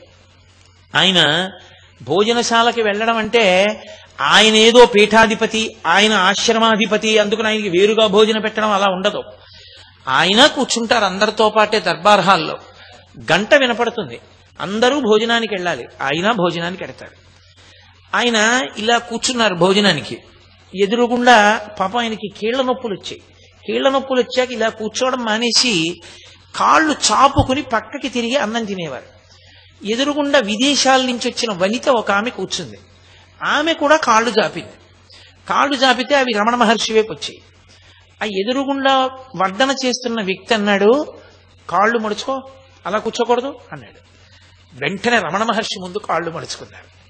మడుచుకుంటే ఆయన అన్నాడు, నేను మిమ్మల్ని అనలేదు, ఆవిడ్ని మడుచుకోమన్నాను, మీరెందుకు మడుచుకున్నారు, కాళ్ళు నిప్పెడతాయి కదా అన్నాడు. ఆయన అన్నారు, ఆవిడ వేసుకున్న దుస్తులు అటువంటివి, పాశ్చాత్య దుస్తులు, ఆవిడ అలా మఠం వేసుకుని కూర్చోడానికి యోగ్యంగా లేవు, అందుకని కాలు చాపు కూర్చుంది. అది గమనించకుండా ఆవిడ్ని మఠం వేసి కూర్చోమన్నప్పుడు ఆవిడ ఎంత బాధపడి ఉంటుంది. ఆవిడికి ఒక నియమం అయితే నాకు ఒక నియమమా, నే కాళ్ళు చాపుకోనా, బాధపడుతున్నా ఆవిడ చాపుకోకూడదా, అందుకని నేను మఠం వేసుకున్నాను, ఆవిడ్ని చాపమను నేను చాపుతానన్నాడు. ఆయన వెళ్ళి అయ్యా అమ్మ చాపుకోండి అన్నారు. అప్పుడు ఈయన చాపుకున్నారు. అంతటి సాక్షిత్వం. ఆయన్ని ఒకప్పుడు అడిగారు, మంచి పెద్ద బాగా ఖరీదైన మందుల చిట్టి పట్టుకొచ్చి ఈ మందులన్నీ వేసుకుంటే తగ్గిపోయినప్పుడు పడిపోతుంది, అందుకని దానికి ఖర్చు పెట్టకండి అనేవారు ఆయన. అంతటి సాక్షిత్వం మహానుభావుడు. అసలు ఒక జ్ఞాని ఎలా ఉంటాడో, ఆయన ఏ ఏ సందర్భాల్లో ఎప్పుడెప్పుడు ఎలా మాట్లాడారో మీరు చూస్తే అవి ఆ లేఖలు చదువుతుంటే, ఒక్కొక్క తేదీన ఆవిడ వ్రాసిన లేఖ చదువుతుంటే ఆశ్చర్యపోతారు. ఇంత గొప్ప గ్రంథం రచించినటువంటి సూరి నాగమ్మ గారు చిట్ట చివర భగవాన్ రమణుల యొక్క అమృత దృష్టికి అర్హురాలై ఆయన శరీర పతనం అయిపోయిన తర్వాత ఆయన సమాధి నిర్మాణం చేస్తే రాత్రి 10 గంటలకి ఒక్కరే ఉండలేక భగవానుల సమాధి దగ్గరికి వచ్చి ఏడ్చి ఏడ్చి ఆ ధూళి తీసుకుని తల మీద వేసుకుని వెళ్ళిపోతుంటే ఏదైనా అఘాయిత్యం చేస్తుందేమోనని వెనక కుంజుస్వామి, ముందు అన్నగారు చీకట్లో నడిచారు. ఆవిడ రమణులు చెప్పినటువంటి సిద్ధాంతాన్ని బాగా ఊంచుకుని ఆవిడ కాశీపట్టణం వెళ్ళారు. తర్వాత కాశీపట్టణం వెడితే ఆవిడ ఎప్పుడిప్పుడు రమణ మహర్షిని తలుచుకున్నా అప్పుడప్పుడు రమణులు ఆవిడని అనుగ్రహించేవారు. కాశీ వెళ్ళి ఆవిడ అభిషేకం చేసుకుని విశ్వనాథుడి దగ్గర నుంచి వస్తున్నారు.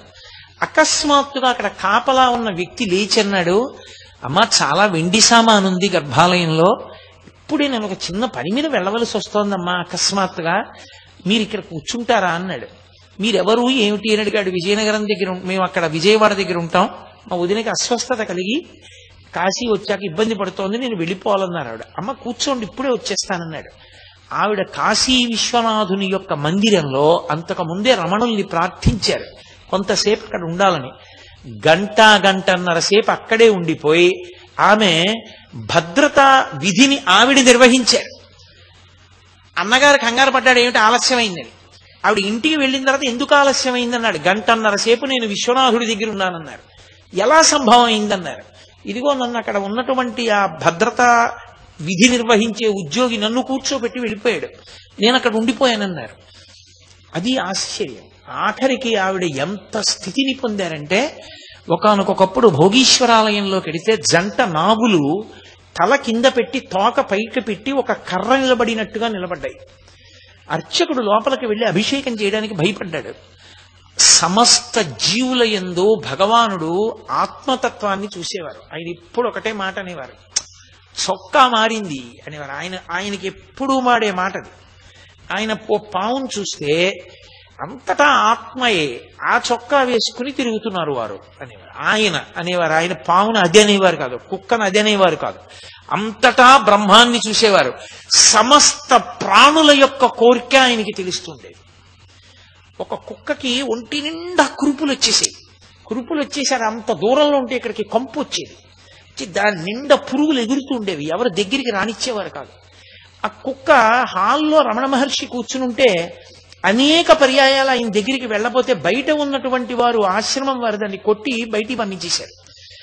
ఒకరోజు రాత్రి 11, 12 మధ్యలో అకస్మాత్తుగా రమణ మహర్షి లేచి, నేను కొంచెం దీర్ఘశంకకి వెళ్ళవలసి ఉంది అన్నారు. అంటే వెనక ఉన్న అనుచరుడు లాంతరు పట్టుకుని వస్తున్నాడు. ఆయన కొంచెం దూరంగా లోపలికి వెళ్ళి, నువ్వు ఇక్కడ ఉండని చెప్పి లోపలికి వెళ్ళి లాంతరు పెట్టుకుని, ఎంత ఇబ్బంది పడ్డావమ్మా, నన్ను కలవాలని అన్ని మాటలు ప్రయత్నించావు, నాకు తెలుసమ్మా, చాలా బాధపడుతున్నావా, నొప్పెడుతోందా, పురుగులు కరిచేస్తున్నాయా, పర్వాలేదులే, ఉపశాంతి పొందుతావులే, అరుణాచలంలో కలిసిపోతావులే అని ఏదో మాట్లాడుతున్నారు. అర్థం కాలేదు, ఏమిటి దీర్ఘశంకని వెళ్ళిన మనిషి దేంతోనో మాట్లాడుతున్నారు, కుయ్యి కుయ్యి అని వినపడుతోంది ఏమిటి అనుకున్నాడు. దగ్గరికి వెళ్ళడం బాగుండదని ఊరుకున్నాడు. కాసేపు ఆగి ఆయన లాంతరు పట్టుకుని పైకి లేచాడు. లేచి నిలబడ్డారు. అప్పుడు గబగబా వెళ్ళాడు. ఏమిటండి ఎవరితోనో మాట్లాడుతున్నారన్నాడు. ఆ కుక్కను చూపించారు. వారు అనేక పర్యాయాలు నా దగ్గరికి రావడానికి ప్రయత్నించారు, మీరు రానివ్వలేదు. వారికి ఇప్పుడు ప్రాణోత్క్రమణం అవుతోందని తెలుసు, ఎవ్వరు లేరు. వారు ఇప్పుడు కూడా నన్ను చూడాలనుకున్నారు. అందుకే నేను వెడతానంటే వినరని దీర్ఘశంక వంక పెట్టి వచ్చాను.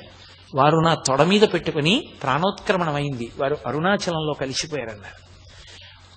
అసలు నిజంగా ఒక బ్రహ్మజ్ఞాని గురించి శాస్త్రాలలో ఎలా చెప్పబడుతుందో అలా చిట్ట చివరి ఊపిరి వరకు ఆ సాక్షిత్వంతోనే ఉండి జ్యోతిగా వెళ్ళిపోయి అరుణాచలంలో కలిసిపోయినటువంటి భగవాన్ రమణులు ఎప్పుడు నోరు విప్పి ఏది మాట్లాడినా అది జగత్తుకి సందేశం తప్ప ఆయన తన కొరకు తానని ఈ జీడిపప్పు పట్టండి అని కూడా ఆయన అనేవారు కాదు.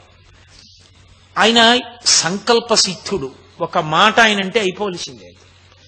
ఆయన నెమళ్ళకి పావురాయిలకి జీడిపప్పులు పెట్టేవారు, ఉడతలకు కూడా. ఆయన ఒంటి నిండా పాకుతుండేవి ఉడతలు, వాటన్నిటికీ జీడిపప్పు పెట్టేవారు. ఆ జీడిపప్పు పెడుతున్న రోజుల్లో ఒకసారి కబురు చేశారు, కొద్దిగా జీడిపప్పు ఇమ్మని. జీడిపప్పు అయిపోయింది, ఉన్నది పాయసంలో వేస్తామన్నారు.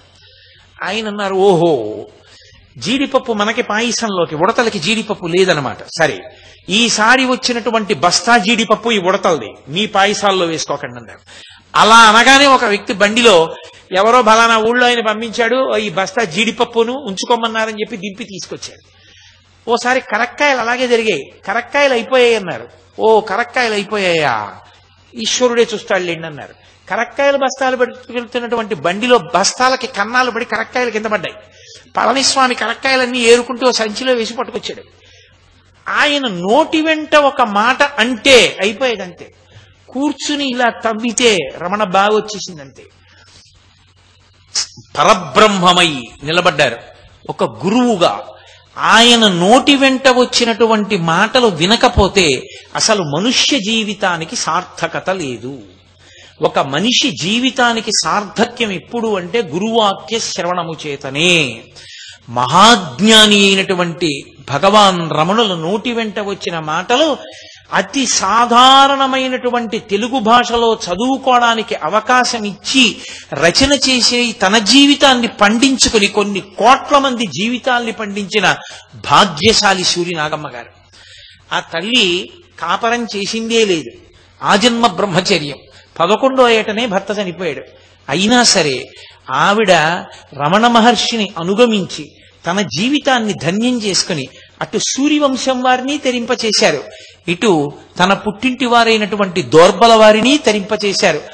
ఆధునిక యుగంలో స్త్రీలు రచన చేసినటువంటి వాంగ్మయంలో అద్భుతమైనటువంటి భక్తి వాంగ్మయం మీకు కనపడేది యోగసారం దగ్గర నుంచి ప్రతి విషయాన్ని రచన చేసిన మహాతల్లి తరిగొండ వెంగమాంబ గారు. మళ్ళీ భగవాన్ రమణ నోటి వెంట వచ్చిన ప్రతి విషయాన్ని అన్నయ్య గారికి ఉత్తరాలు రాసి రమణాశ్రమ లేఖలు అన్న పుస్తకాల రూపంలో లోకానికంతటికీ అందించినటువంటి మహాతల్లి సూర్యనాగమ్మ గారు. అంత గొప్ప తల్లి.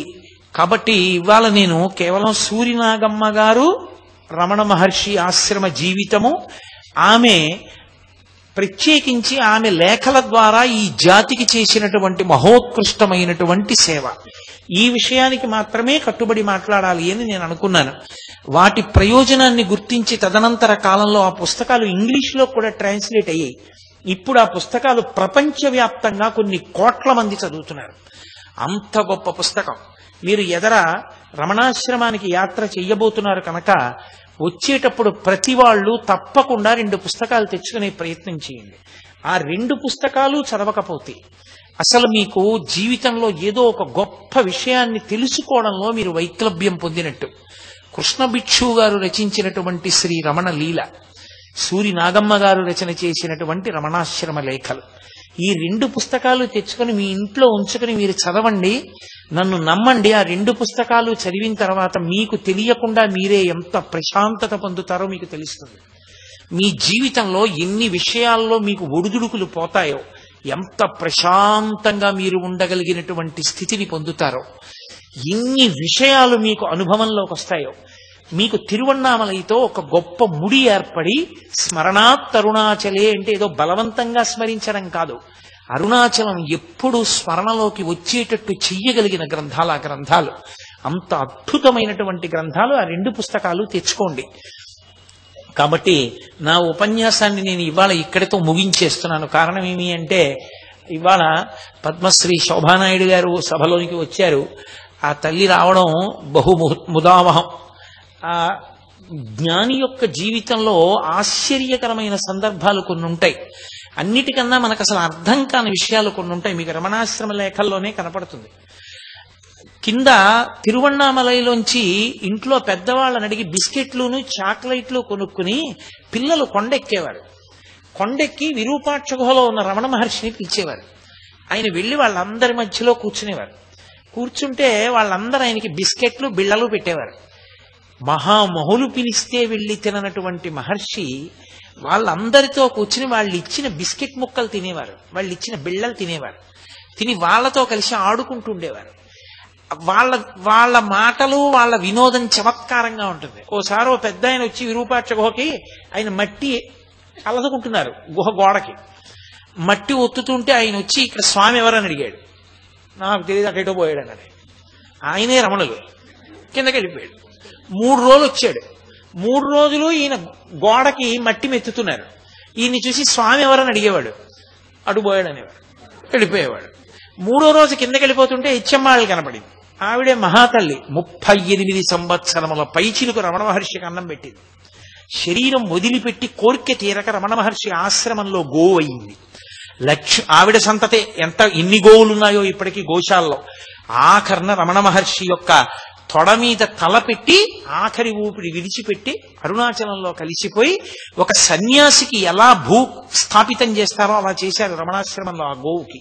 ఇప్పటికీ మీరు లోపలికెడితే కనపడుతుంది. అది వల్లి ది డీర్ అని కనపడుతుంది. ఒక జింక, వీటన్నిటికీ సమాధులు కనపడతాయి. భగవాన్ రమణులు స్వయంగా కట్టించారు. ఆ పిల్లలతో ఆయన ఆడుకుంటుండేవారు. పైన చూసిన వాళ్ళు తెల్లబోయేవారు. ఏమిటి ప్రపంచ ప్రఖ్యాత యోగి పుంగవుడు, ఇంతటి మహాజ్ఞాని, ఆత్మతత్వాన్ని అనుభవించగలిగిన యోగి చిన్న పిల్లలతో ఆడుకుంటుంటారేమిటినా? వీళ్ళు తెచ్చిన బిస్కెట్ ముక్కలు తినడం, చాక్లెట్లు తినడం, ఇలాంటివి చేస్తారేమిటి అనుకునేవారు. పసిపిల్లలు ఎలా ఉంటారో యోగి అలా ఉంటాడు. నేను తల్లి శోభానాయుడు గారు చేసినటువంటి నృత్యాలు చాలా చూశానంటే క్యాసెట్స్ చూశాను. ఒకప్పుడు ఇప్పటికీ కూడా నాకు శోభానాయుడు గారి నృత్యం అంటే నాకు నా భార్యకి అంత ప్రీతి. ఆఫీస్కి మధ్యాహ్నం సెలవు పెట్టేసి రాజమండ్రిలో ఆనం కళా కేంద్రంలో ఆవిడ నృత్యం ఉంటే ప్రత్యేకంగా బస్సులో రాజమండ్రి వెళ్ళి ఆవిడ నృత్యం చూసి రాత్రి ఇంటికి తిరిగి వస్తుండేవాళ్ళం మేము. ఆవిడ సాయిబాబా గారి యొక్క నృత్య రూపకాన్ని చేసినప్పుడు నిజంగా ఒక జ్ఞాని పిల్లలతో కలిసి ఆడుకున్న సన్నివేశం ఎలా ఉంటుంది అన్నదాన్ని తీయడం సాధ్యమయ్యే విషయం కాదు. అది చాలా చాలా కష్టం. ఇదే వేదిక మీద ఆ తల్లి సాయిబాబా గారిలా పెద్ద గౌన్ వేసుకుని ఆ భుజాలు ఇలా కదుపుతూ ఆ నడక విచిత్రంగా నడుస్తూ పిల్లలతో కూర్చుని ఇలా గోళీలు ఆడుకుంటున్నట్టు, ఏదో కర్రా బిళ్ళ ఇలా ఆడుకుంటున్నట్టు, ఆ పక్షులు అవి ఆడుతుంటే వాటితో కలిపి ఆడుకుంటున్నట్టు, ఆ పిల్లలతో కలిసి ఆడుకుంటున్న సన్నివేశాన్ని ఆవిడ చేసినటువంటి నర్తన ఇప్పటికీ నాకు ఏ యోగి పుంగవుడి జీవితం చదువుతున్నా నాకు మనసులో మెదులుతుంటుంది. ఏ పాత్ర చేసినా సరే, శ్రీనివాస కళ్యాణం చేస్తే స్వామి నేనుండ వైకుంఠమందు అని ఆ వెంకటేశ్వర స్వామి వారితో మొరాయించి శ్రీ మహావిష్ణువుతోటి అలకొచ్చి వెళ్ళిపోతానని చెప్పినప్పుడు ఎటువైపు వచ్చి శ్రీ మహావిష్ణువు అడ్డుపడ్డా సరే ఆ అలకతో వెళ్ళిపోయేటటువంటి సన్నివేశం, ఆ భర్తతో కలిసి ఆవిడ పాచికలు ఆడేటప్పుడు ఆ వేదిక మీద పందెం ఏం పడిందో, ఆ పందెానికి ఏ గొళ్ళు నప్పారో, ఎవరు ఓడిపోయారో, ఎవరు గెలిచారో మనకేం తెలుస్తుంది. కానీ నిజంగా ఆవిడ ఆ పాచికలు వేసి బాగా పడింది పందెం అని ఇలా పొంగిపోవడం, ఏదో ఓడిపోయినప్పుడు ఇలా అయిపోవడం, ఆ లాస్యం, ఆ భావ ప్రకటనం పరదేవతానుగ్రహం ఉన్న వాళ్ళకి తప్ప సాధ్యం కాదు. శంకర భగవత్పాదులు సౌందర్య లహరిలో భైరవ భైరవి తాండవం గురించి మాట్లాడుతూ చెప్తారు. అంత అద్భుతమైన ఆంగికం, అటువంటి నాట్యం, అటువంటి లాస్య ప్రకటనం రెండు చెయ్యగలగడం అంటే అదొక అద్భుతమైన రీతి. నిజంగా అయ్య బాబోయ్, ఆ ఏనుగులు తరువుకొచ్చినటువంటి సన్నివేశంలో పద్మావతి పాత్రగా నటించిన చెట్ట చివర ఆ పసుపు కొమ్ములు దంపుతారు. ఆ పసుపు కొమ్ములు దంపినప్పుడు ఆ ఆడవాళ్ళందరూ కలిసి పాడుతున్నప్పుడు ఆ పాటలో ఆ కళ్యాణ వైభోగం, ఆ గరుత్మంతుడేదో నిజంగా గరుత్మంతుడి మీదే ఎక్కి లక్ష్మీనారాయణులు వెళ్ళిపోతుంటే ఎలా ఉంటుందో అలా ఆ గరుత్మంతుడు నడవడం, వాళ్ళు కూడా నడవడం, ఆ సన్నివేశాలు హృద్యంగా చెయ్యగలిగినటువంటి కళాకారిణి. నేను వారితో ఒక మాట అన్నా పొద్దున్న, అమ్మా మీరు ఏదో జ్యోతిర్లింగానికి గత జన్మలో నియమం తప్పకుండా పట్టుతేని తీసుకొచ్చి అభిషేకం చేసి ఉంటారు, అందుకే అంత గొప్ప నటనా వైదుష్యాన్ని పొందగలిగారమ్మా, అందరికీ సాధ్యం అవుతుందా అది అన్నాను. అటువంటి తల్లి అంత భక్తి ప్రపత్తులతో కాకినాడ పట్టణానికి వచ్చి పొద్దున్న కాసేపు నాతో మాట్లాడి కొంచెం సేపు ప్రసంగం వింటానండి నేను మాట్లాడతాను అని వచ్చారు. ఆవిడ పద్మశ్రీ బిరుదాంకితురాలు, దేశ విదేశాల్లో అపారమైనటువంటి ఖ్యాతి కన్న తల్లి. శోభానాయుడు గారి పేరు చెప్తే తెలియనటువంటి వాళ్ళు లేరు. ఆవిడ ఒక్క డాన్స్ రిసైటల్ ఇస్తే, ఇప్పుడు హైదరాబాద్ పోలీస్ కమిషనర్ గా ఉన్నారు కేఏ ఖాన్ గారు, ఆయన విశాఖపట్నం పోలీస్ డిపార్ట్మెంట్ లో ఎస్పీగా ఉన్న రోజుల్లో ఆవిడ డాన్స్ చేస్తే ఆయన మాట చెప్పారు, నేను కాలేజీలో చదువుకున్న రోజుల నుంచి కూడా శోభానాయుడు గారి నృత్యం చూస్తుండేవాడిని. అన్ని కోట్ల మంది ఆవిడ నృత్యాన్ని ఆరాధిస్తారు. అంత గొప్ప గురువు, ఎంతమంది శిష్యులను తయారు చేశారు. అటువంటి స్థితిని పొందిన వ్యక్తి నేను ఏ పాటి వాడిని? ఏవో పుస్తకాల్లో ఉన్న 4 విషయాలు చదివి ఏవో కాలక్షేపానికి సాయంకాలం పూట సమయం వృధా అవ్వకూడదు అని చెప్పి భగవంతుడి గురించి 4 మాటలు చెప్పి బతికేవాడిని. కానీ నా మీద అంత గౌరవాన్ని పెంచుకుని మీరు చెప్పే మాటలు శ్రద్ధగా వింటాను అని ఆవిడ చెప్పినప్పుడు నేను చాలా తెల్లబోయాను. ఆవిడ అంత ప్రేమతో వచ్చి సభలో కూర్చున్నారు. ఆవిడ మాట్లాడతాను అని అడిగినప్పుడు ఆవిడికి అవకాశం ఇవ్వడం మనందరి విద్యుక్త కర్తవ్యం. అంత గొప్ప కళాకారిణి. నేను ఎప్పుడో పేపర్లో అనాలిసిస్ చదువుతూ ఒకటి చదివా, సచిన్ టెండూల్కర్ లో క్రికెటర్ ని చూస్తారు అందరూ, సచిన్ టెండూల్కర్ లో ఉండేటటువంటి వ్యక్తిత్వాన్ని చూడరు. 100వ సెంచరీ కొట్టవలసిన సమయంలో 94 రన్స్ దగ్గర అవుట్ అయిపోతే ముఖంలో ఏ విధమైన డిసప్పాయింట్మెంట్ లేకుండా చాలా సంతోషంగా హుందాగా బ్యాట్ పట్టుకుని వెళ్ళిపోగలిగినటువంటి ద్వంద్వాతీత స్థితిని పొందినటువంటి గొప్ప వ్యక్తిత్వం ఉన్న క్రికెటర్ అని రాశాడు. అలా అంత తారాస్థాయిలో కీర్తి గణించినటువంటి వ్యక్తి ఒక సామాన్యుడు చెప్పేటటువంటి ఉపన్యాసాలకి అంత శ్రద్ధ చూపించి ఆవిడ అంత భక్తి గౌరవాలతో వచ్చి కూర్చున్నందుకు ఆవిడికి నాకు హృదయపూర్వకమైనటువంటి కృతజ్ఞతాభివందనములను ఆవిష్కరిస్తూ ఇవాల్టి ప్రసంగాన్ని ఈ కారణం చేత త్వరగా ముగిస్తున్నాను. కానీ నాదొక్క కోరిక, నా ఎడం వైపు ఉన్న సంభారములను చూస్తే నాకు కించిత్ భయంగా ఉంది. సుబ్బారావు గారు, ఎక్కువ అస్త్రాల్ని సామాన్యమైన వీరుడు తట్టుకోలేడు, అలా వాటిని నా మీద మాత్రం మీరు దయచేసి ప్రయోగించవద్దు. ఈ మాటలు చెప్తూ ఇవాల్టి ఉపన్యాసాన్ని పూర్తి చేస్తున్నాను.